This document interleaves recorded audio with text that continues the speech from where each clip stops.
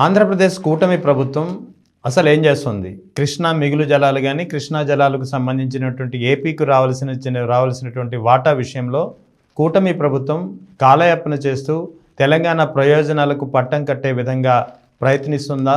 కృష్ణా జలాల వాడకం విషయంలో, కృష్ణా జలాల కేటాయింపు విషయంలో ఏపీ కూటమి ప్రభుత్వం వ్యవహరిస్తున్నటువంటి తీరుపై ఇప్పుడు చాలా అనుమానాలు, చాలా సందేహాలు వినిపిస్తున్నాయి.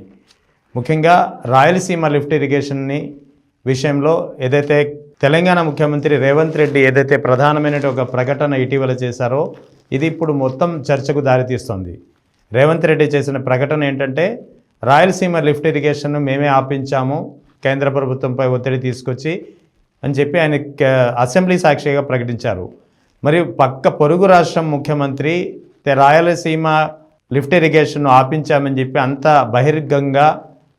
బహిరంగంగా అసెంబ్లీ సాక్షిగా ప్రకటిస్తుంటే ఏపీ కూటమి ప్రభుత్వం దీనికి ఆన్సర్ ఎందుకు చెప్పలేకపోతుంది?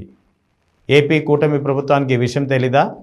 కృష్ణా జలాలు కేటాయింపు విషయంలో రాయలసీమ ఇప్పటికే ఒక డ్రాట్ ప్రోన్ ఏరియాగా తయారవుతున్న పరిస్థితిలో రాయలసీమకు సాగునీరు, తాగునీరు అందించే అత్యద్భుతమైన ప్రాజెక్టుగా కొనియాడుతున్నటువంటి, ముఖ్యంగా సాగునీటి రంగ నిపుణులు కొనియాడుతున్నటువంటి రాయలసీమ లిఫ్ట్ ఇరిగేషన్ విషయంలో వైఎస్ జగన్ ప్రభుత్వం చేసిన కృషిని పక్కన పెట్టేందుకే, రాయలసీమ ప్రజల హక్కుల్ని కాలరాసేందుకే కూటమి ప్రభుత్వం ఈ విధంగా ప్రవర్తిస్తుందా అనే అనుమానాలు కలుగుతున్నాయి.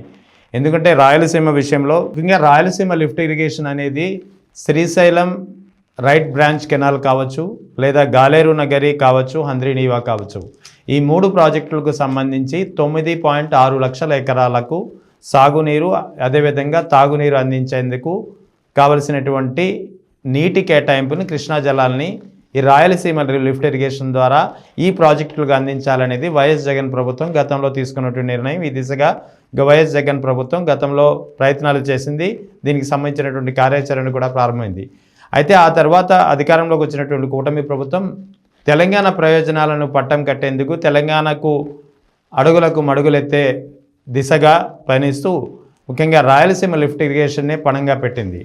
ఎందుకంటే కేంద్ర పర్యావరణ శాఖకు సంబంధించినటువంటి అనుమతులు రాని కారణంగా రాయలసీమ లిఫ్ట్ ఇరిగేషన్ అనేది నిలిచిపోయింది.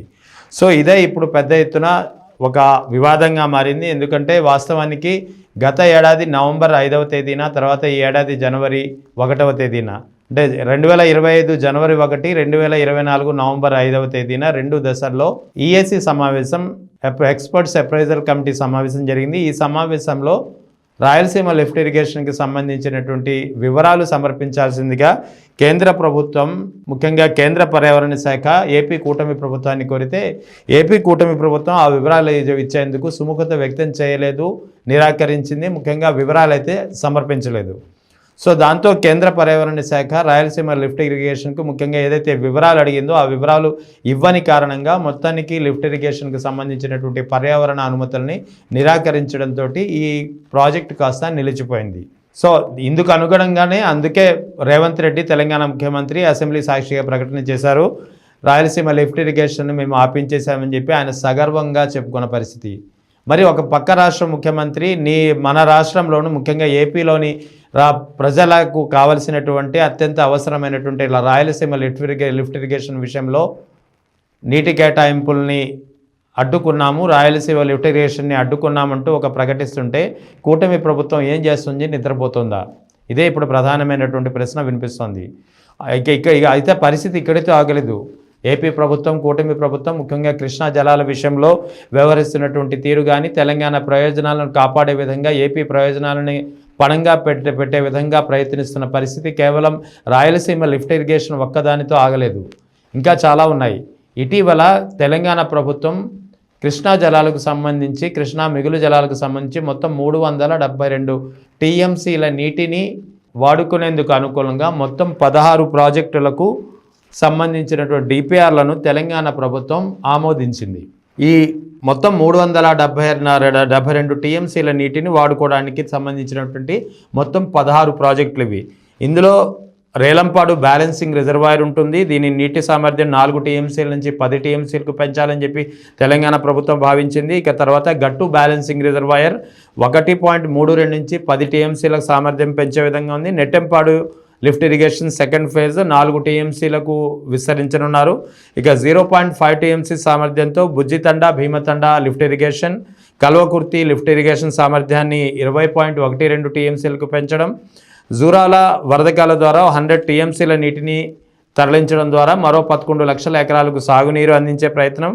ఇక Kodangal Narayanpet project lift irrigation, Palamuru Rangareddy lift irrigation, ఇలా మొత్తం 16 లిఫ్ట్ ఇరిగేషన్లు 16 ప్రాజెక్టులకు సంబంధించినటువంటి డిపిఆర్లను తయారు చేయడానికి తెలంగాణ ప్రభుత్వం ఆమోదం తెలిపితే ఏపీ ప్రభుత్వం ఏం చేస్తుంది? కనీసం ఈ 16 ప్రాజెక్టుల విషయంలో అభ్యంతరాలు ఉన్నాయి అని చెప్పి కనీసం బ్రిజేష్ ట్రిబ్యునల్కు కనీసం నామమాత్రానికైనా సమాచారం అందించిందా? నామమాత్రానికైనా ఫిర్యాదు చేసిందా? లేదు. అదే సమయంలో కనీసం సుప్రీంకోర్టుకు వెళ్ళి ఆశ్రయించే పని కూడా చేయలేదు. తెలంగాణ ప్రభుత్వం మాత్రం తన పని తను చూసుకుంటూ మొత్తం ఏపీకి రావాల్సినటువంటి కృష్ణా జలాలను తరలించుకుపోయే ప్రయత్నం చేస్తుంటే ఏపీ ప్రభుత్వం చోద్యం చూస్తుందా? ఓ పక్కన గతంలో పోలవరం నుంచి బనకచర్లకు ఒక లిఫ్ట్ ఇరిగేషన్ ప్రాజెక్టును పోలవరం ప్రాజెక్టును ద్వారా బనకచర్లకు నీటిని మొత్తం గోదావరి వరద మిగులు జలాన్ని తరలించాలనేది చంద్రబాబు నాయుడు ప్రయత్నం చేసినప్పుడు తెలంగాణ ప్రభుత్వం పెద్ద ఎత్తున అభ్యంతరం తెలిపింది.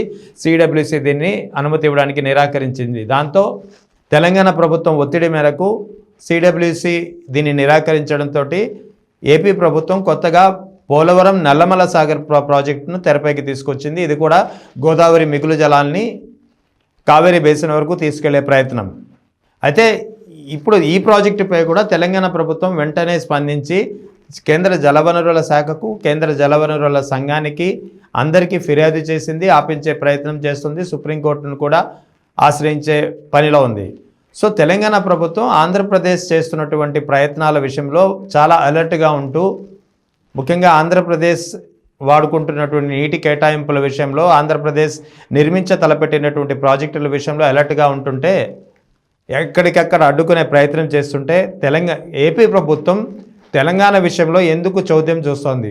తెలంగాణ మొత్తం 16 ప్రాజెక్టుల ద్వారా 372 టీఎంసీల కృష్ణా నీటిని తరలించే ప్రయత్నం చేస్తుంటే ఏపీ ప్రభుత్వం ఎందుకు చౌద్యం చూస్తోంది? ఎందుకు నిర్లక్ష్యం వహిస్తోంది?